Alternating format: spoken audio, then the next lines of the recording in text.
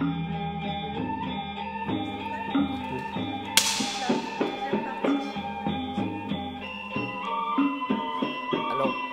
peut-être pour aller plus avant, au-delà des 4 piliers du ciel, on pourrait maintenant essayer d'avancer, ou en tous les cas de réfléchir sur ce que tu as appelé, dans des notes que tu m'avais transmises, art libérateur et art salvateur. Je crois que c'est avec aussi la part de salvateur et de libérateur pour l'artiste et aussi pour le public.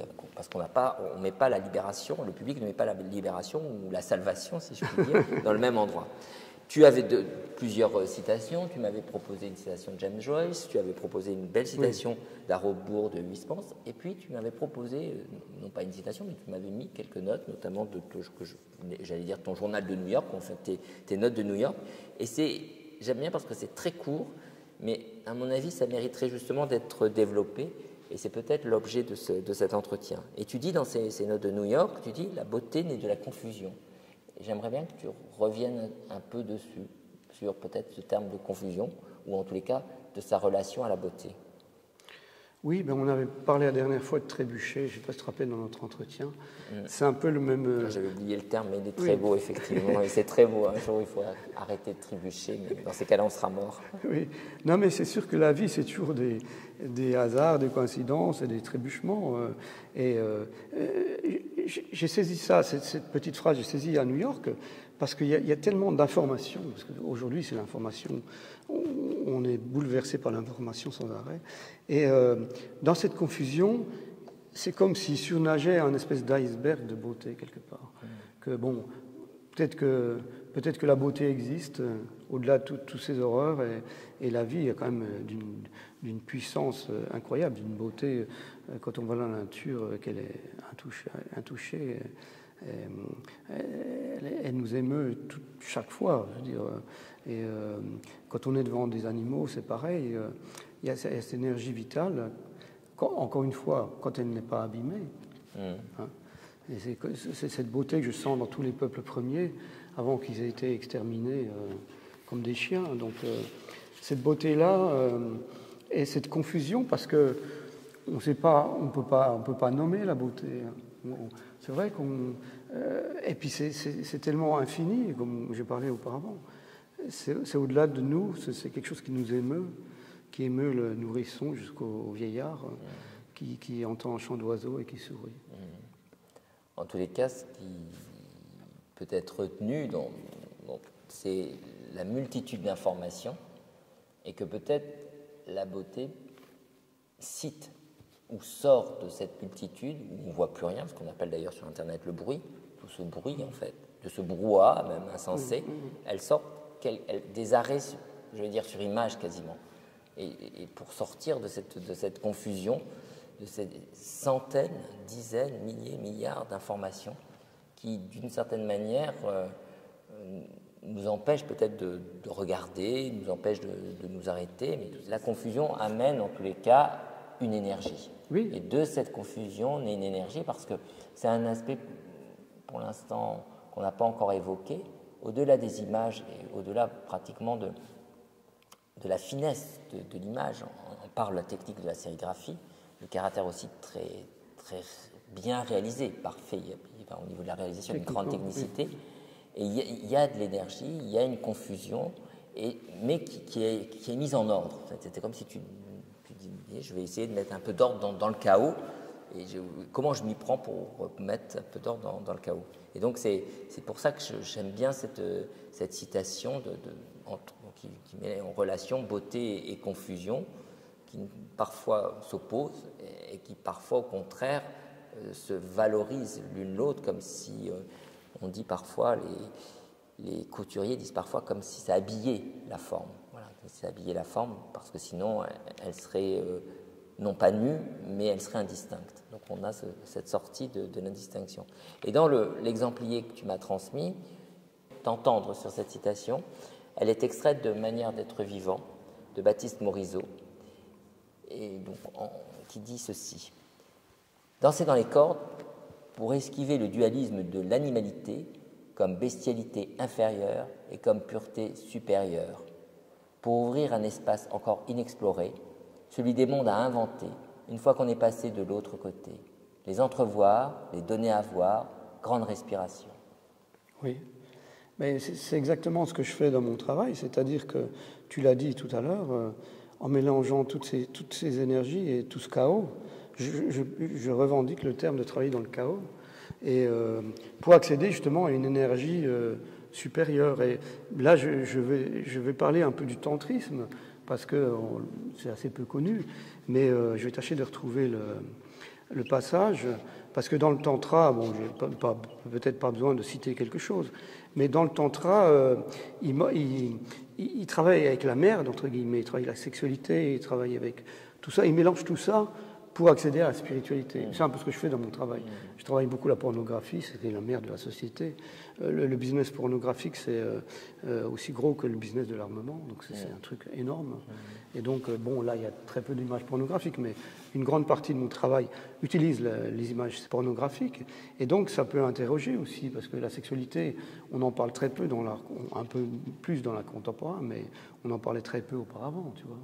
Et tout ça, ça booste de tous les côtés. Il faut que j'aille aux limites du monde, qu'on a un peu parlé tout à l'heure, pour bouger un peu les choses, parce que c'est vrai que je m'ennuie un peu. Bon, l'art m'ennuie un peu, l'art occidental m'ennuie un peu. Je suis là un peu pour booster le... Pourquoi tu estimes... Qu'est-ce qui t'ennuie quand tu vois une expo ou dans l'art occidental? Qu'est-ce que tu trouves ennuyeux? Est-ce que... Voilà, qu'est-ce qui ne te passe? C'est pas une question de plaire, mais finalement, tu te dis... Tu ne vibres pas ou ne ressens pas grand-chose, même si c'est bien fait, bien produit, parce qu'il y a beaucoup de très grands artistes. Mais justement, ça reste dans les cordes. J'aime les gens qui transgressent.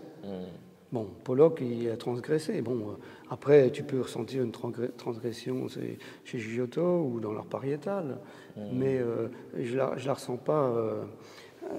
Je la ressens pas ou peu dans la peinture, à part par exemple chez Vermeer, où lui transgresse, arrive à un espace infini, c'est-à-dire qu'il y a une dimension infinie, les couleurs sont justes, c'est quelque chose qui existe comme ça, et tu rentres dans un autre monde quelque part, c'est la porte vers un autre monde. De même que quand tu as l'éveil du Satori au Japon, boum, eh bien, tu ne comprenais pas le monde, et d'un seul coup, tu le comprends. Et donc, si c'est une peinture qui me décrit juste un paysage ou un truc, moi, ça ne me suffit pas, mais bon, on est chacun différent devant l'art, bien sûr.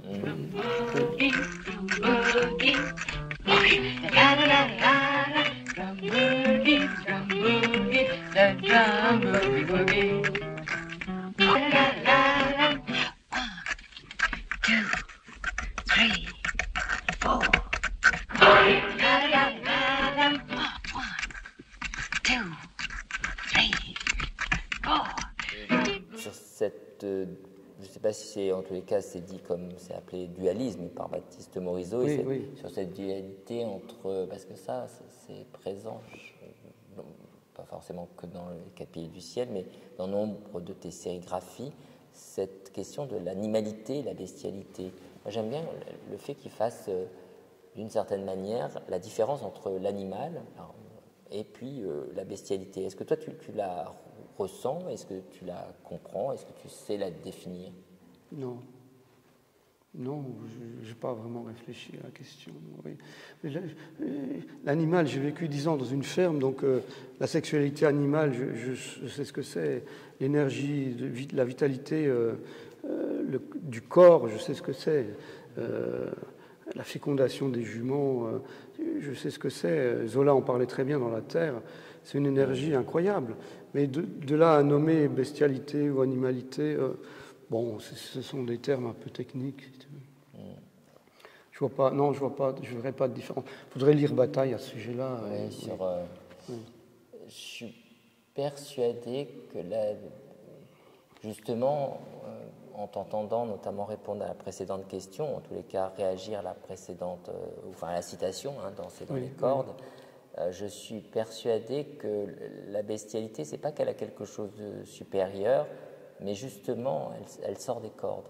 Savoir quelle est la définition exacte de la bête et de l'animal, quelle serait la différence fondamentale, mais plus exactement parce que nous, c'est notre rôle d'historien d'art, de conservateur, conservatrice de musée, d'essayer de comprendre ce qu'on disait, pour protéger les significations. Et pour les protéger, il faut déjà les trouver. Et donc, dans les motifs, et notamment dans les motifs des animaux, notamment, je crois que tu m'avais montré, je m'étais pas mal arrêté sur une représentation pourtant très simple, en sérigraphie, d'un cerf. Oui, voilà, oui, le cerf grec. Et ce cerf, pour moi, quand tu me montrais ces sérigraphies, d'ailleurs, je t'avais demandé, j'en avais regardé, sélectionné, j'avais regardé plusieurs fois, j'étais revenu constamment à cette image.